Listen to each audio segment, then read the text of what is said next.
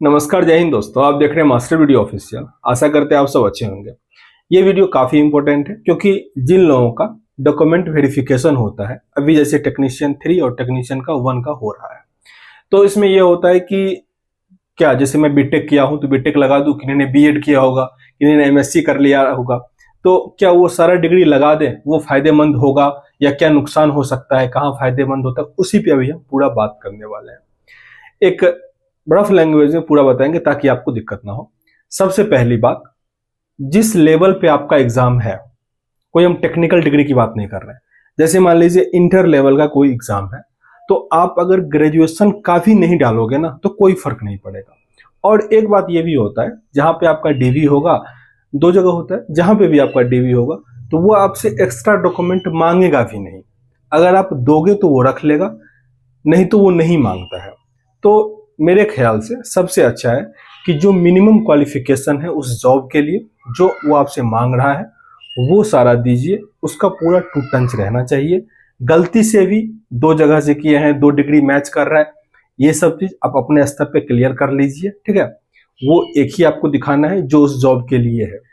दूसरा बात ये आता है कि जैसे मान लीजिए इंटर लेवल का जॉब है, जैसे टेक्नीशियन में किसी ने बीटेक किया है, तो उनको लग रहा है कि ये कहीं फायदेमंद तो नहीं होगा, अगर हम लगा देंगे तो मेरा प्रमोशन अधिक होगा या सैलरी होगा या काम अच्छा मिल जाएगा, ये सब चीज दिमाग में आता है। तो इसका रियलिटी से कोई मतलब नहीं है, क्योंकि जब हम भी डीवी में आए थे तो हमको ऐसा लग रहा था कि अगर हम एक्स्ट्रा कुछ कुछ डॉक्यूमेंट डाल देंगे ना तो फायदा हो जाएगा। पर और हाँ, बाद में ये डॉक्यूमेंट ऐड भी नहीं होता है, बहुत चक्कर लगाना पड़ता है, ये सब चीज पहले से होता। लेकिन अब ऐसा कुछ नहीं है। आपका डीवी होगा, उस टाइम आप जो आपका मिनिमम क्वालिफिकेशन है उस जॉब के लिए वो आप प्रोवाइड कर दो, या फिर फॉर्म भरने टाइम में जो कुछ ने आपने डाला था वो लेके आओ। अगर वो मांगता है तो दो, नहीं मांगता है तो कोई बात नहीं, हम लोगों से नहीं मांगा गया था। तो ये तो हो गया ये बात। अब फिर आपका जो डॉक्यूमेंट है अब ऑनलाइन हो गया है, तो आपका HRMS अकाउंट बनेगा जब आप ज्वाइन करोगे, उस पे आप खुद से भी डाल सकते हो। जो डॉक्यूमेंट आपने एक्स्ट्रा क्वालिफाई किया हुआ है वो डाल सकते हो। अब बात करती है जो एक्स्ट्रा डॉक्यूमेंट डालेंगे तो क्या प्रमोशन वमोशन में फायदा होगा? कुछ नहीं होगा। प्रमोशन में आपका कैटेगरी वाइज, जैसे कैटेगरी जानते हैं ना, जनरल, ओबीसी, SC ST, उसमें date of birth, date of joining, इस सब से प्रमोशन होता है। सरकारी नौकरी में या दुर्भाग्य कह लो या जो भी कह लो, अब सरकार का है तो कुछ अच्छा ही होगा, उस सब से कोई फर्क नहीं पड़ता, एक लाइन से प्रमोशन होता है। तो ये तो कोई नहीं हुआ।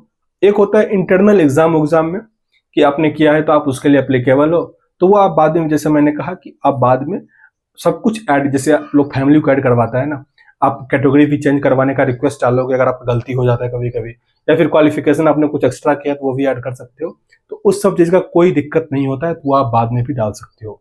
ये दिमाग में क्लियर होना चाहिए, क्योंकि बहुत लोगों को ये लगता है कि नहीं, क्योंकि मैं जिन लोगों से वैसे ही रफली पूछने का आइडिया लिया, वो लोग कहते हैं नहीं, जो बीटेक किया होता है उसको सैलरी अधिक मिलता है। मेरे भाई वो सब कुछ नहीं मिलता है, क्योंकि आपका सेम बेसिक पे ज्वाइनिंग होगा, आपको सेम सैलरी मिलेगा। तो ऐसा गलती नहीं करना कि उसी टाइम सारा दिखाना। क्या पता अधिक दिखाओगे, आप जिससे बीटेक किए होगे उस कॉलेज में कुछ प्रॉब्लम हो, कुछ भी हो सकता है। जब आपको ज्वाइनिंग मिल रहा है इंटर लेवल पे ही, तो क्यों आप एक्स्ट्रा उसको दिखाना? तो जितना कम में आपका काम निकल जाए निकाल लीजिए, बाद में आप ऑफिस में रहेंगे या फिर घर पे भी बैठ के HRMS पे आपको कर सकते हैं, वो ईजी है, ठीक है।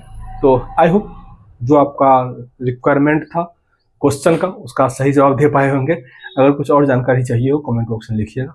मिलते हैं नेक्स्ट वीडियो में, तब तक के लिए जय हिंद।